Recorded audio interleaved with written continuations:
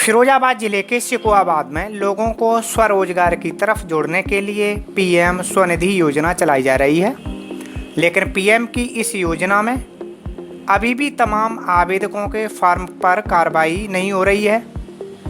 इसको लेकर नगर पालिका परिषद में एक बैठक भी आयोजित की गई। आपको बता दें कि योजना के लाभार्थियों को लोन फॉर्म स्वीकृत करने में देरी पर बैंकों की भूमिका पर सवाल उठ रहे हैं।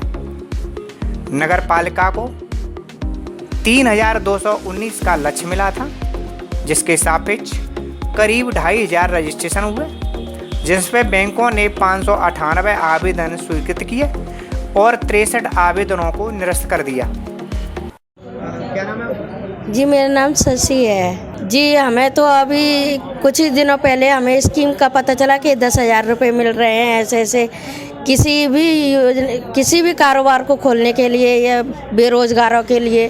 तो हमने अभी ये फॉर्म ऑनलाइन कराया है। अभी यहाँ पे ऑफिस में अभी हमें कार्ड बनेगा, वो तब मिलेगा। अभी हमें इसके बारे में कोई उससे ज़्यादा कोई जानकारी नहीं है। किस काम के लिए लोन लेना चाहते हैं? जी, मैं कॉस्मेटिक का काम करूँगी इसके लिए। मेरा नाम मोहित है। मेरे को अखबार के द्वारा पता चला था कि प्रधानमंत्री योजना से 10,000 रुपये मिल रहे हैं, तो मैंने नगर पालिका में जाके अपने डॉक्यूमेंट्स वहाँ पे जमा कर दिए और 8-9 दिन हो गए। मेरे को बोला था कि मैं फ़ोन करके तुम्हें बुलाया जाएगा। अभी तक तो कुछ बुलाया नहीं गया। फिर पता नहीं अब देखो क्या होता है, मिलेगी कि नहीं मिलेगी। पिछली बार हुई बैठक में मात्र 5 ही बैंक शाखा प्रबंधक उपस्थित हुए, जबकि 13 बैंक शाखा प्रबंधकों को आना था। 10,000 लोन के लिए नगर पालिका में सुबह से ही लाइन लगनी शुरू हो जाती है। कुछ ठेले वालों का कहना है कि उन्हें आवेदन किए हुए काफ़ी समय बीत गया, लेकिन नगर पालिका की ओर से कोई जवाब नहीं मिला है। अप्लाई किया है मैंने, मेरे फॉर्म भी जमा हो गए हैं। जो आईडी प्रूफ मांगा था वो भी जमा हो गया है, पर मैं बैंक में गया था, उन्होंने कि तुम्हारा आ जाएगा तो बता देंगे। कितना समय हो गया? महीने हो गए, दो महीने हो गए। जानकारी कैसे हुई? जानकारी मेरे पड़ोसी भाइयों ने मुझे बताया था कि ऐसे ऐसे आपका मतलब ठेले वालों के लिए मतलब जो लोन की व्यवस्था हो रही है, ऐसे मुझे पता चला था। केंद्र सरकार द्वारा चलाई जा रही हर योजना को धरातल पर उतारने के लिए नगर पालिका के कर्मचारी जी जान से जुटे हुए हैं। लोगों को बैनर, पोस्टर, लाउड स्पीकर के माध्यम से जागरूक कर रहे हैं, लेकिन फिर भी कुछ रेहड़ी पटरी वाले ऐसे हैं जिनका कहना है कि उन्हें प्रधानमंत्री स्वनिधि योजना की जानकारी नहीं है। अभी तो जानकारी नहीं है, पता करेंगे जानकारी। जरूरत है, नगर पालिका पता करेंगे। नगर पालिका अध्यक्ष मुमताज बेगम ने जानकारी देते हुए बताया कि नगर पालिका को 3,219 का लक्ष्य मिला था, जिसमें करीब 3,000 फॉर्म भरे गए। परिषद सिकोआबाद में जो लक्ष्य मिला था हमें वो था 3,219 का, जिसके तहत हमारे यहाँ जो डायरेक्ट रजिस्ट्रेशन हुए वो हुए 2,250, और उसके अलावा जो पोर्टल पे जो आए आवेदन वो थे 947, जिसमें हमने उन 947 में से 309 को जो आवेदन थे वो स्वीकृत किए गए हैं। और नगर पालिका सिकोआबाद में बैंकों की जो आवेदन आए, जो बैंक हैं हमारे सिकोआबाद में नगर पालिका के अंतर्गत जो आती हैं, तो वो हैं 598 आवेदन स्वीकृत किए गए हैं। बैंकों में 63 आवेदन को निरस्त कर दिया गया है किसी कारणवश, जैसे कि कोई यहाँ रहता नहीं है या कहीं बाहर से आया है, कोई और जो समस्या के तहत उनको निरस्त कर दिया गया है। इसके बाद जब हमारे स्थानीय संवाददाता ने नगर पालिका ईओ से बात की तो उन्होंने जानकारी देते हुए बताया, ये टोटल लक्ष्य था 806 का, और जो अभी आज के कार्यक्रम के लिए लक्ष्य निर्धारित किया गया था इस नगर पालिका का वो 564 का था, जिसके सापेक्ष नगर पालिका द्वारा 552 लाभार्थियों को बैंकों से लोन डिस्पर्स करा दिया गया है। जागरूकता के लिए आपकी तरफ से क्या? जागरूकता के लिए हम लोगों ने ये अपने यहाँ मतलब साउंड की व्यवस्था कराई हुई है, 2-3 चौराहों पे कराया गया है। इसके बाद जो हमारी व्हीकल है, व्हीकल पे साउंड लगा के उसको मतलब चला के बाकी होर्डिंग और पोस्टर के माध्यम से जागरूक करने की कोशिश कर रहे हैं। कुछ रेहड़ी पटरी वालों को योजना की जानकारी ही नहीं है, तो उनके लिए कोई समय उनके लिए हम लोगों ने अंदर मोहल्लों में जाके लोगों से, माननीय जनप्रतिनिधियों से ये मतलब मीटिंग बुलाकर लोगों को ये अवगत कराया गया, जानकारी दी गई है। फिर भी इसके बाद भी अगर कम आए हैं तो हमने अपनी गाड़ियों पे लाउड स्पीकर लगा के अंदर चलाया हुआ है कि यहाँ कैंप भी लगवाया हमने कि आके यहाँ पर सब लोग अपना रजिस्ट्रेशन कराएं। रजिस्ट्रेशन करा के उनको क्या क्या फॉर्म, क्या क्या सारी दिक्कतें हैं वो दूर करने की हम लोगों ने कोशिश की है। इसका कोई लक्ष्य या कोई समय अवधि है कि कब तक फॉर्म भर सकते हैं? अभी इसके लिए कोई इस तरह का नहीं है। इस वित्तीय वर्ष पूरा फॉर्म भर सकते हैं, कोई दिक्कत नहीं है। अच्छा, कोई लाभार्थी लाभ लेना चाहता है तो उसके लिए क्या क्या डॉक्यूमेंट्स की आवश्यकता है? डॉक्यूमेंट्स मेन है कि आधार हो, यहाँ का निर्वाचन कार्ड हो, और अगर पैन कार्ड हो तो पैन कार्ड हो। ये बेसिक डॉक्यूमेंट ये है। कितने का लोन मिल रहा है, कितनी समय की अवधि की? 10,000 का लोन है ये। कब तक जमा करना है? जमा कब तक? हाँ, ये 10,000 रुपये रिटर्न कब तक करना है बैंक को? लोन किस्तों में करना है? हाँ, किस्तों में करना है। ये अभी तो मतलब ये है कि साल भर के बाद ही ये सारी चीज़ें प्रक्रियाएं शुरू होंगी। अभी तो ये है कि इनको पहले लोन लिया जाए ताकि ये अपना काम शुरू कर सकें। प्रधानमंत्री नरेंद्र मोदी वीडियो कॉन्फ्रेंसिंग के जरिए प्रधानमंत्री स्वनिधि योजना के उत्तर प्रदेश के लाभार्थियों से संवाद करेंगे। इस मौके पर उत्तर प्रदेश के मुख्यमंत्री योगी आदित्यनाथ भी मौजूद रहेंगे। योजना 1 जून 2020 से शुरू हुई थी। प्रधानमंत्री स्वनिधि योजना के तहत लाभ लेने वाले ठेला पटरी दुकानदारों को प्रधानमंत्री नरेंद्र मोदी से सीधे संवाद करने का मौका मिलेगा। 27 अक्टूबर यानी मंगलवार सुबह प्रधानमंत्री योजना के लाभार्थियों से उनके अनुभव जानेंगे। प्रधानमंत्री स्ट्रीट वेंडर्स आत्मनिर्भर निधि योजना की शुरुआत सड़कों और पटरियों पर सामान बेचने वाले उन गरीब लोगों के लिए की गई थी जो कोविड-19 के चलते प्रभावित हुए थे। इन लोगों ने अपनी आजीविका दोबारा से शुरू कर दी है। योजना के लिए अब तक 24 लाख से अधिक आवेदन प्राप्त हुए हैं और इनमें से 12 लाख को मंजूरी दी जा चुकी है। लगभग 5,35,000 आवेदकों को कर्ज वितरण भी किया जा चुका है। इनमें उत्तर प्रदेश की बात करें तो पीएम स्वनिधि योजना के तहत प्रदेश से 6 लाख से ज्यादा आवेदन मिले हैं, जिसमें अब तक 3,27,000 को मंजूरी मिल गई है और 1,87,000 आवेदकों को लोन दिया जा चुका है।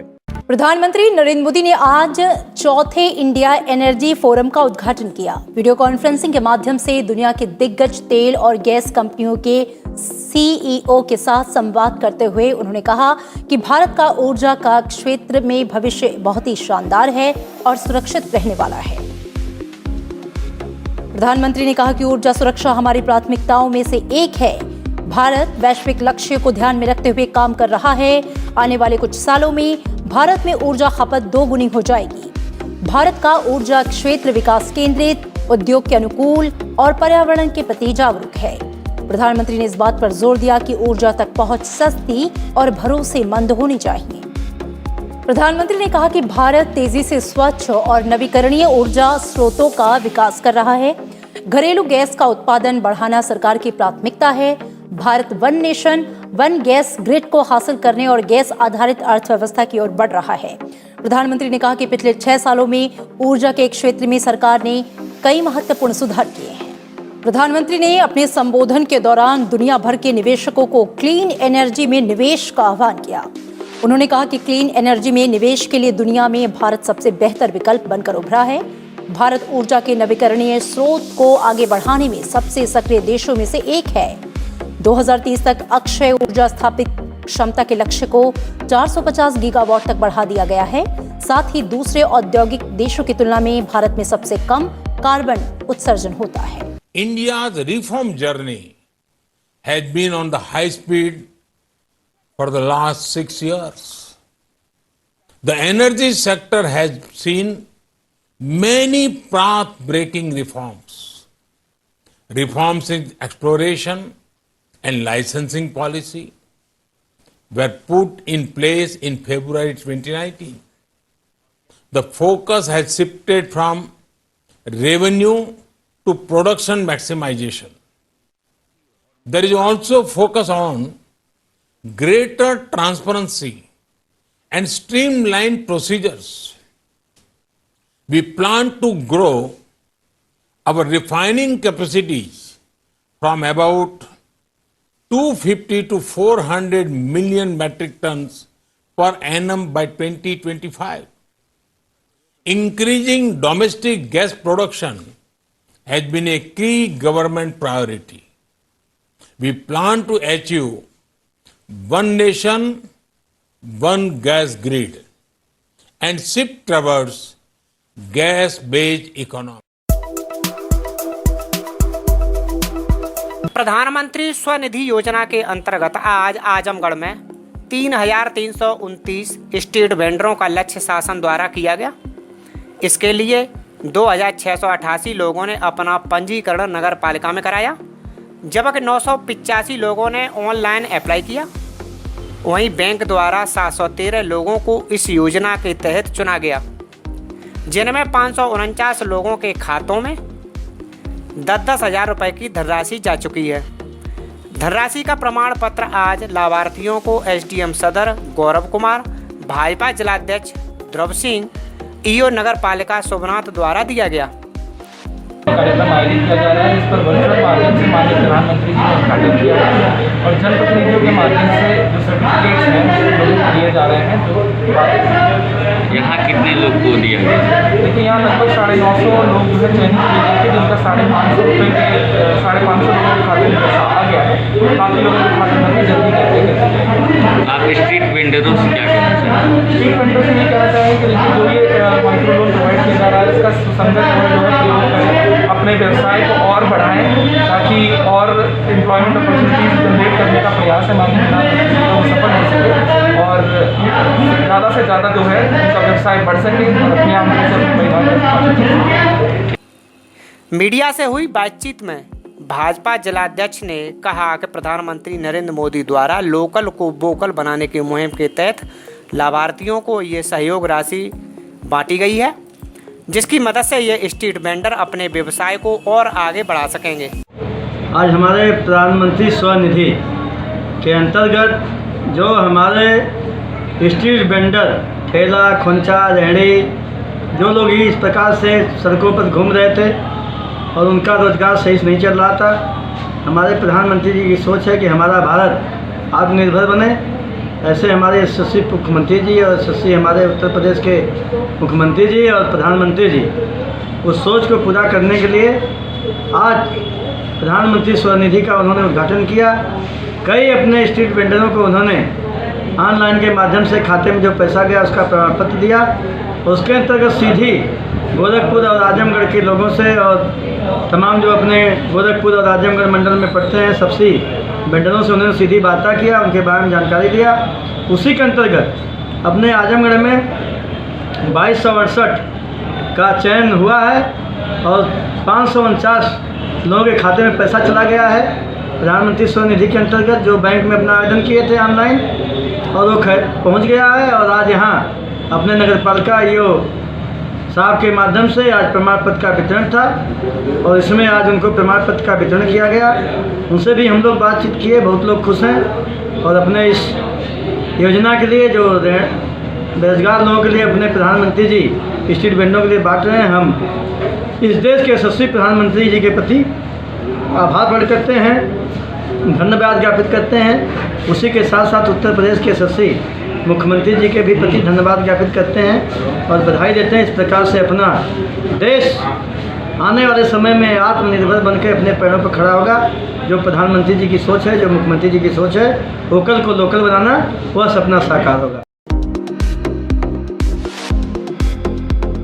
कोरोना महामारी के चलते जहां अस्पतालों में वेंटिलेटर की ज़रूरत बहुत ही महसूस की जा रही है, हर अस्पताल अपने यहाँ वेंटिलेटर की व्यवस्था को चाक चौबंद कर रहा है। मरीजों के जीवन के लिए वेंटिलेटर एक बहुत ही महत्वपूर्ण और उपयोगी ज़रूरत है। जीवन रक्षा के लिए वेंटिलेटर की मांग बढ़ गई है और इसी मांग के चलते आजमगढ़ में वेंटिलेटर चोरी की घटना भी सामने आई है।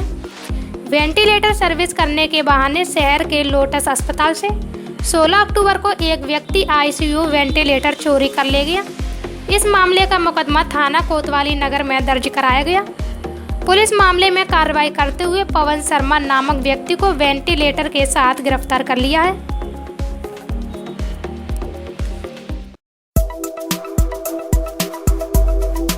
प्रदेश की योगी सरकार कानून व्यवस्था को लेकर चाहे कितने भी दावे क्यों न करती हो, लेकिन आजमगढ़ में कानून व्यवस्था पूरी तरह से फेल होती हुई देखी जा रही है।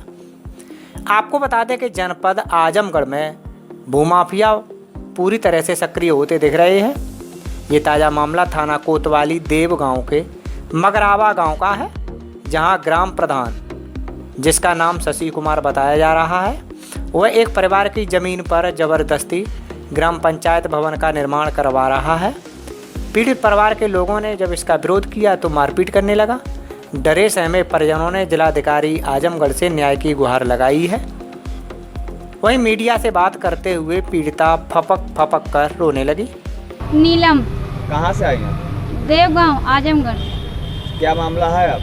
हमारी जमीन थी, जो डिग्री थी, डिग्री के तहत हमारी वहाँ पे मड़ई थी, कल कुल्हार सब कुछ था, पोरा बालते थे, सब कुछ था वहाँ पे। प्रधान जबरदस्ती इसमें निर्माण पंचायत भवन का कर रहे हैं। जब रोकने के लिए हम गए, हमको मारे, धक्का दिए, हमारी आँख पे चोट लग गया और हमको भगाने लगे और कह रहे हमारे साथ 15 गुंडे हैं, आपका कुछ कर नहीं पाएंगे, आप यहाँ से चले जाइए। हम लोग इतने दिन से परेशान हैं। वो लोग हमारे आदमी को भी किडनैप करवाने की धमकी दे रहे हैं बार बार। क्या चाहते हैं आप? जी हम चाहते हैं यही है, हमको हमारी ज़मीन मिलनी चाहिए, उनको यहाँ से हटा दीजिए, चाहे जो करना करिए, लेकिन हमारी संपत्ति को हमारे हाथ में दीजिए। आपको धमकी कौन देता है? प्रधान दुर्गेश शशि। कोरोना महामारी के कारण इस साल ईद मिलादुन नबी का जुलूस नहीं निकाला जाएगा, क्योंकि सरकार के गाइडलाइन के अनुसार सभी से अनुरोध किया जा रहा है कि भीड़ को इकट्ठा न करें, क्योंकि कोरोना महामारी अभी खत्म नहीं हुई है। इसलिए ईद मिलादुन नबी का जुलूस नहीं निकाला जाएगा। इसके अलावा लोग अपने घरों मस्जिदों को सजा सकते हैं। भीड़ को इकट्ठा न करके मोहल्ले में प्रोग्राम किए जाएंगे और प्रशासन के जो निर्देश हैं उस पर अमल किया जाएगा।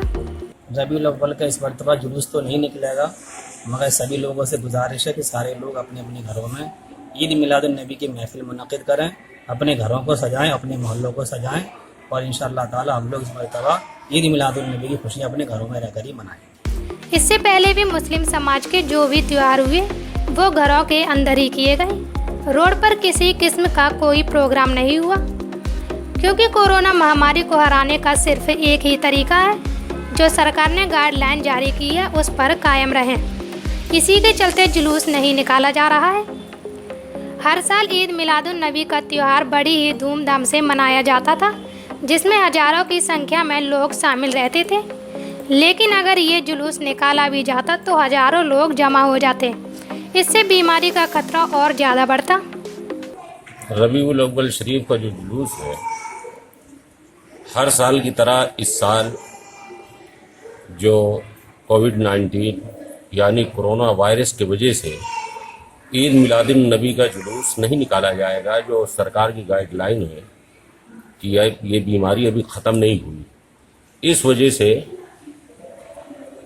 जुलूस मोहम्मदी की कमेटी ने ये फ़ैसला किया है, सबसे मशवरा करने के बाद ये फ़ैसला हुआ कि इस साल जुलूस मोहम्मदी नहीं निकाला जाएगा, यानी रबीउल अव्वल शरीफ का जुलूस नहीं निकाला जाएगा। उसके एवज में, उसके बदले अपने घरों की सजावट, मस्जिद में सजावट, महल्ले में प्रोग्राम, भीड़ भाड़ न करके अपने अपने घरों में, गलियों में ये प्रोग्राम किए जाएंगे।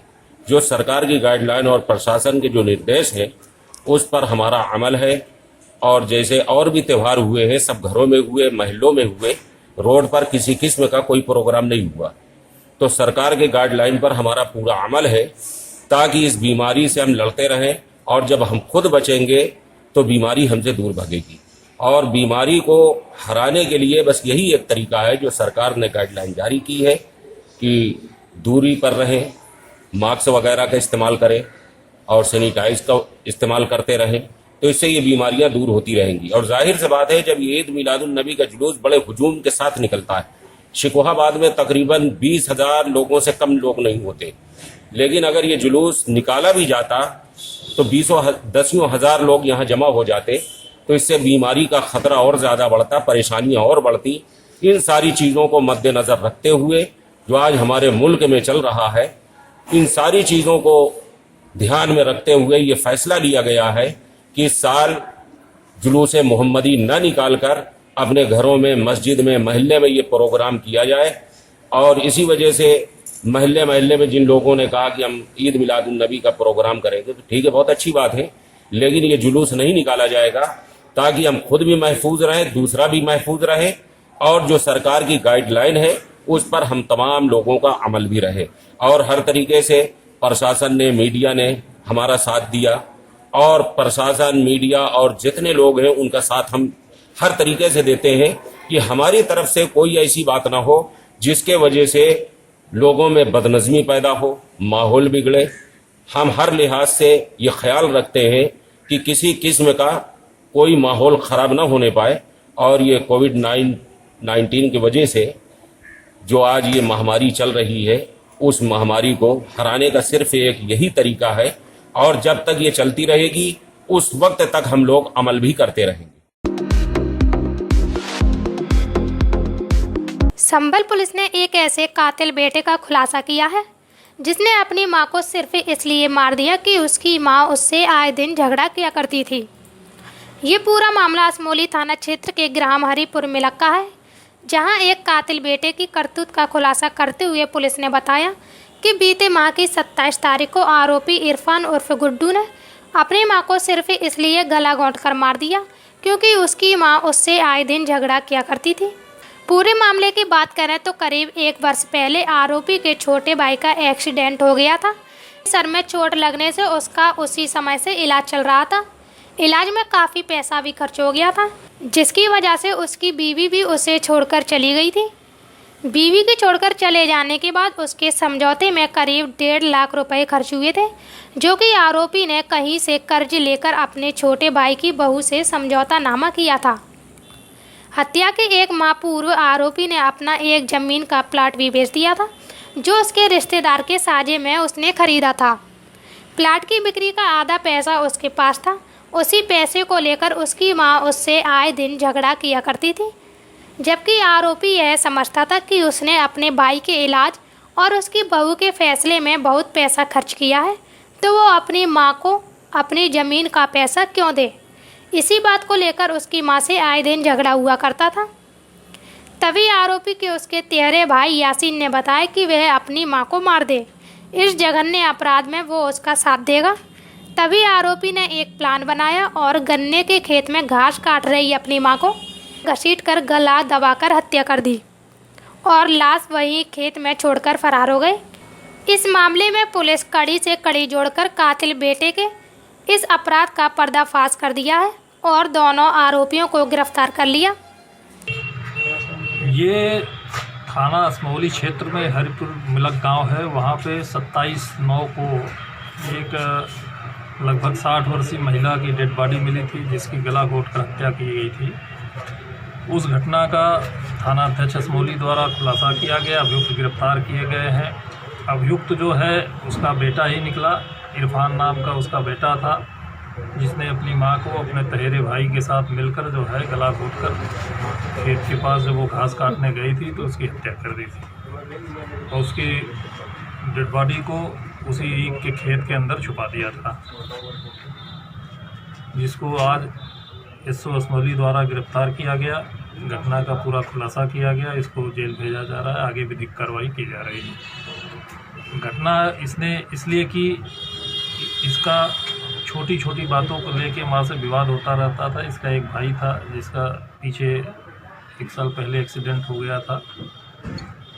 उसकी बीवी से जो है अनबन हो गई थी, तो उसके फैसले हुए थे जिसमें इसको पैसा देना पड़ा था, कुछ कर्ज लेके 1.5 लाख रुपए जो है। एक प्लाट इसने बेचा था जिसका कुछ पैसा वैसा आया था। इन सब चीज़ों को लेके माँ से अक्सर विवाद रहता था। उसी से ये आज ही जाके इसने इस तरह की घटना करी।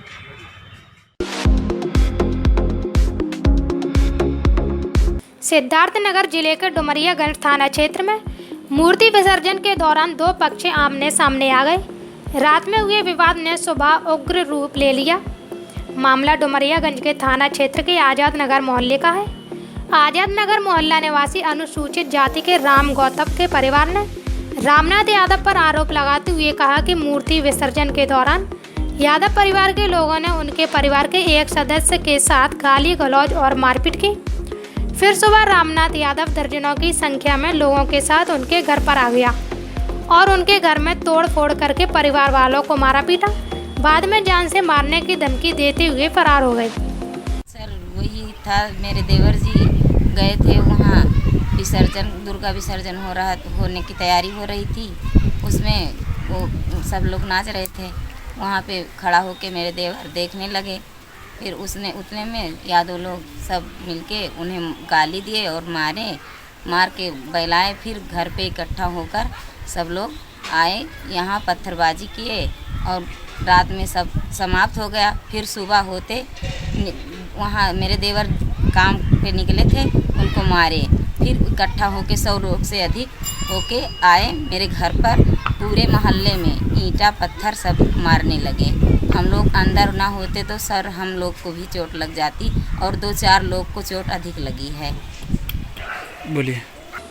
इस मामले में स्थानीय पुलिस इस घटना को मामूली कासूनी बताते हुए दोनों तरफ से 6 लोगों को गिरफ्तार करके जेल भेज दिया है। पुलिस का कहना है कि किसी तरह की कोई तोड़ फोड़ नहीं हुई है, जबकि अनुसूचित परिवार के लोगों को काफ़ी चोटें आई हैं और घर में तोड़ फोड़ के निशान मौजूद हैं। आज सुबह 9 बजे के करीब आज़ाद नगर वार्ड में 2 लोगों के बीच में झगड़ा हुआ था, जिसमें मुक्तिराम गौतम के लड़के और रामनाथ यादव वगैरह थे। दोनों लोगों को तुरंत पुलिस ने मौके पर पहुंचकर 6 लोगों को थाने ले आए हैं, जिसमें एक महिला के हल्की सी चोट आई है। मुकदमा लिखा जा रहा है।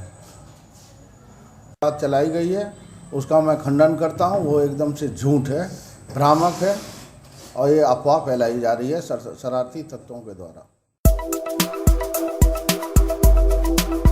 देश की अर्थव्यवस्था में रेहड़ी पटरी वालों की महत्वपूर्ण भूमिका को रेखांकित करते हुए प्रधानमंत्री नरेंद्र मोदी ने उनकी ईमानदारी की सराहना की और कहा कि गरीब कभी ईमानदारी और आत्मसम्मान से समझौता नहीं करता। आज पूरा देश उनके श्रम का सम्मान कर रहा है। प्रधानमंत्री पीएम स्वनिधि योजना के तहत लाभ पाने वाले उत्तर प्रदेश के रेहड़ी पटरी व्यवसायियों से वर्चुअल मीडिया के जरिए मुखातिब हुए। पीएम मोदी ने कहा कि घपले घोटाले करने वालों ने बेईमानी का सारा ठीकरा गरीबों के सिर फोड़ने की कोशिश की और उन लोगों ने ऐसी हवा बना दी कि गरीबों को लोन दे दो तो पैसा वापस नहीं करते। लेकिन उन लोगों को जवाब मिल गया है जो गरीबों को बैंकिंग से जोड़ने का उपहास उड़ाते थे। प्रधानमंत्री ने आगरा की प्रीति, वाराणसी के अरविंद मौर्य और लखनऊ के विजय बहादुर से वीडियो कॉन्फ्रेंस के जरिए संवाद किया। कोरोना काल में आई उनकी दिक्कतों और पीएम स्वनिधि योजना से मिलने वाले लाभ के बारे में जानकारी ली। प्रधानमंत्री ने कहा कि पूरा देश आपके श्रम का सम्मान करता है। इतनी बड़ी आबादी में रेहड़ी पटरी वाले लोगों की आवश्यकताएं पूरी करते हैं, देश की अर्थव्यवस्था में बड़ी भूमिका निभा रहे हैं। उन्होंने उत्तर प्रदेश के मुख्यमंत्री योगी आदित्यनाथ की सराहना करते हुए कहा कि पूरे देश में पीएम स्वनिधि योजना में उत्तर प्रदेश अव्वल है। इस योजना में 25 लाख आवेदन आए, जिसमें 12 लाख से ज़्यादा को स्वीकृति दे दी गई है। मोदी ने कहा 6.5 लाख आवेदन केवल उत्तर प्रदेश से आए, जिसमें 3.25 लाख को मंजूरी दे दी गई। पीएम मोदी ने लाभार्थियों को नसीहत दी और बताया कि समय से कर्जा अदायगी पर 7% की छूट मिलेगी और डिजिटल लेन देन में 100 रुपये प्रति माह कैशबैक के रूप में मिलेंगे। उन्होंने कोरोना काल में सावधानी बरतने की हिदायत देने के साथ ही यह भी कहा कि आपके चेहरों पर खुशी देखकर मुझे संतोष मिलता है। मैंने देखा कि बहुत कम पढ़ी लिखी और सामान्य गरीबी में जीने वाली हमारी बहन प्रीति कितने आत्मविश्वास के साथ आधुनिक टेक्नोलॉजी को भी सीख रही है, अपने व्यापार को आगे बढ़ाने के लिए काम कर रही है और पूरे परिवार को भी साथ लेकर के उनकी चिंता कर रही है। उसी प्रकार से जब बनारस के हमारे बंधु से मैं बात कर रहा था, अरविंद जी से, तो अरविंद जी ने जो एक बात बताई वो सीखने जैसी है, और मैं मानता हूं देश के पढ़े लिखे लोग सीखेंगे। वो सोशल डिस्टेंसिंग के लिए वो जो खुद चीजें बनाते हैं उससे एक चीज भेंट देते हैं, मुफ्त में देते हैं, अगर आपने नियमों का पालन किया। देखिए कितना बड़ा एक छोटा व्यक्ति कितना बड़ा काम कर रहा है, इससे बड़ी क्या प्रेरणा हो सकती है। और जब हम लखनऊ के अंदर विजय बहादुर जी से बात कर रहे थे, यूं तो ठेला चलाते हैं लेकिन बिजनेस का मैनेजमेंट मॉडल, कैसे समय को बचाते हुए काम को बढ़ाना, बहुत बारीकी को उन्होंने पकड़ा हुआ है। देखिए यही हमारे देश की ताकत है, इन्हीं लोगों से देश आगे बढ़ता है, इन्हीं के प्रयासों से देश आगे बढ़ता है।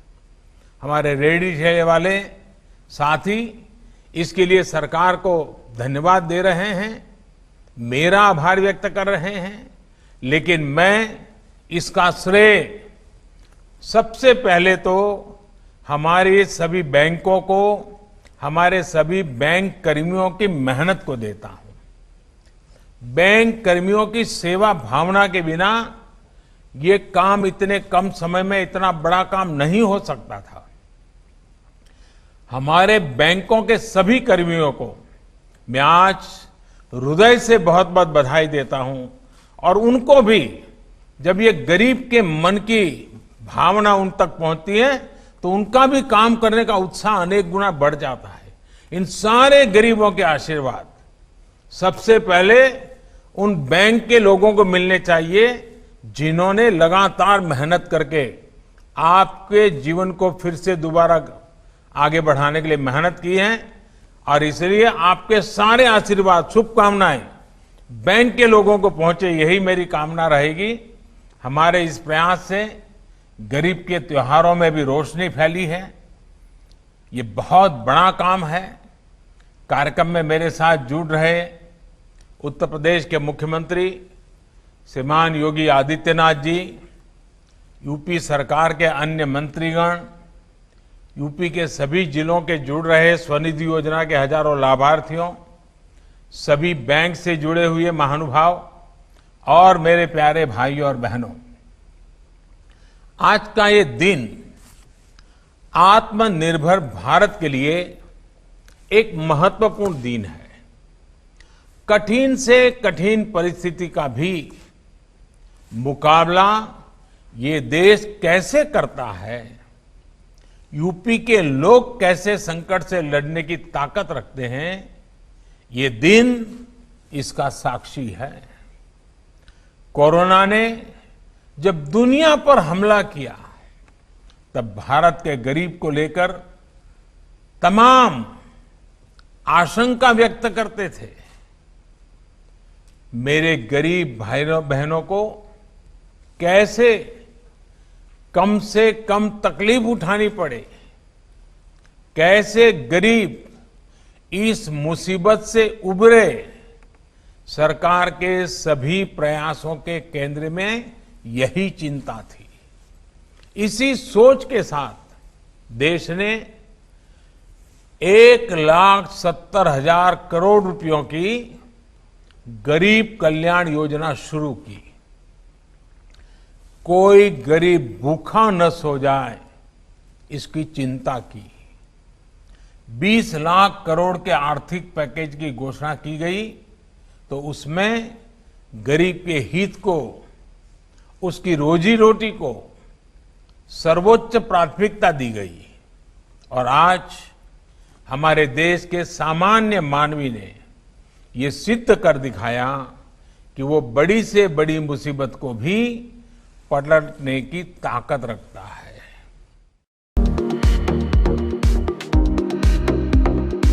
उत्तर प्रदेश के हाथरस में एक युवती के साथ हुए कथित गैंगरेप और हत्या के मामले में सुप्रीम कोर्ट ने मंगलवार को फैसला सुनाया। कोर्ट ने कहा कि हाथरस मामले में सीबीआई जांच की अब इलाहाबाद उच्च न्यायालय द्वारा निगरानी की जाएगी। शीर्ष न्यायालय ने कहा कि जांच की निगरानी और पीड़िता के परिवार, गवाहों को सुरक्षा मुहैया कराने समेत मामलों के सभी पहलुओं पर उच्च न्यायालय गौर करेगा। प्रधान न्यायाधीश एस.ए. बोबडे की अध्यक्षता वाली पीठ ने कहा कि सीबीआई जांच पूरी होने के बाद मामले में सुनवाई को उत्तर प्रदेश से स्थानांतरित करने की याचिका पर विचार किया जाएगा।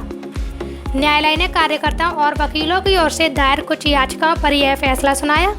इन याचिकाओं में दावा किया गया था कि उत्तर प्रदेश में निष्पक्ष सुनवाई संभव नहीं है।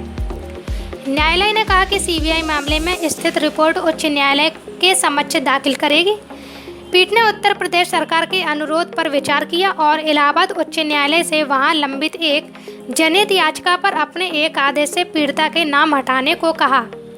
इससे पहले हाथरस में तब नया मोड़ आ गया था जब आरोपी लवकुश के घर छापा मारा, जहां टीम को खून से सने कपड़े मिले हैं।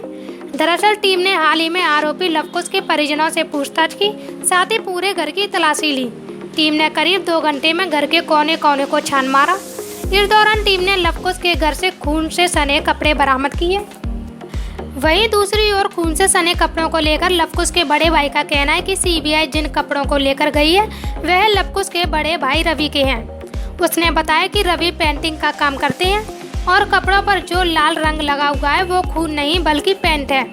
बता दें कि सीबीआई टीम हाथरस मामले में हर एंगल से जांच कर रही है।